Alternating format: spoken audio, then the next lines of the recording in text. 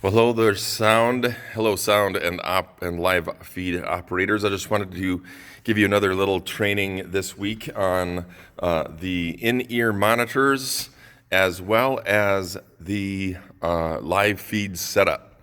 So what's happening in the in-ear monitors is that when I came about 4 years ago, I was here a couple months, and they agreed to put in-ear monitors in, which meant that we took all of these Cat 6 lines and brought them up into 4 different boxes. One of them being stage right, so front stage right, back stage right, front stage left, and back stage left. All of those lines, I think I put like 4 or 5 sometimes into each one of those boxes. It's more than what we need, but the whole idea is that if one line goes down, we can move those elsewhere. Well, it went into the back room and into a PoE. It's a 10-channel power over Ethernet box, and that box correlates to one of those Cat 6 lines that are going into here. There's probably like 16, 20 different lines here that are coming out of those floor boxes that go in there, and 10 of those go into the PoE, which goes into the digital snake, which comes down the wall and then into here.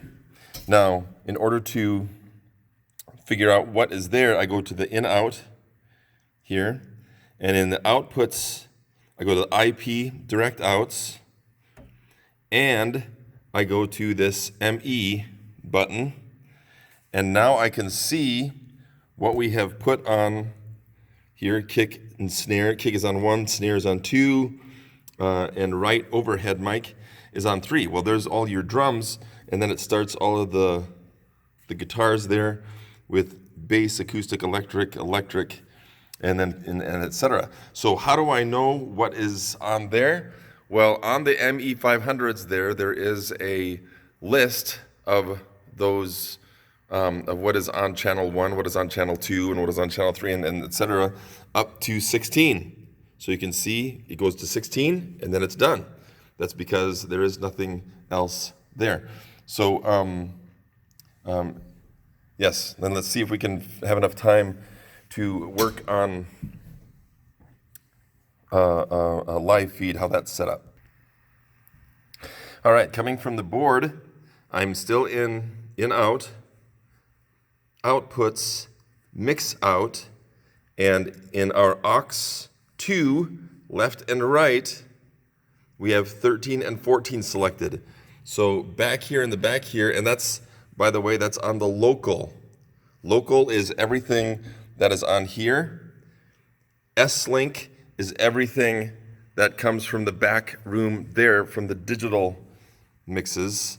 USB and I/O port are different. We don't use a whole lot of those. But so channels 13 and 14 come down here into the SI2, and there's 2 channels there, and then this USB goes into the computer, and these 2 quarter-inch cables come down the floor and into this. So there's our 2 cables. You can't see it too well maybe. That are coming out of the floor and into these speakers.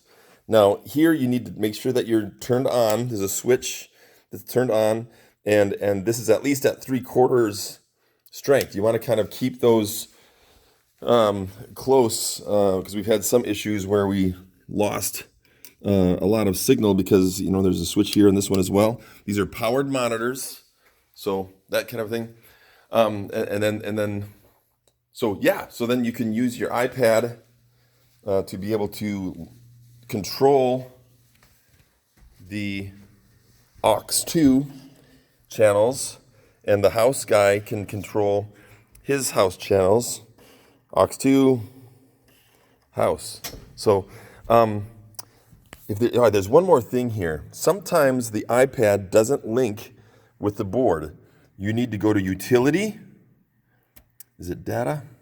Yes, data. So utility, data, sync.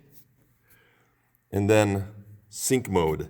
And what will happen is that the iPad will connect with this. The other thing that the iPad needs to be on is on the NAC staff router and not the NAC guest. So that needs to be there.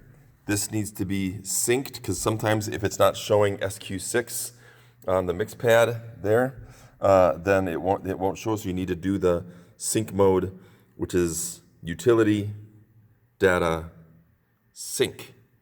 Can't see that very well. There it is. And that's all. Yeah. So hope that helps some. If you have any questions, feel free to give me a holler. And blessings. Thank you all for leading in this team.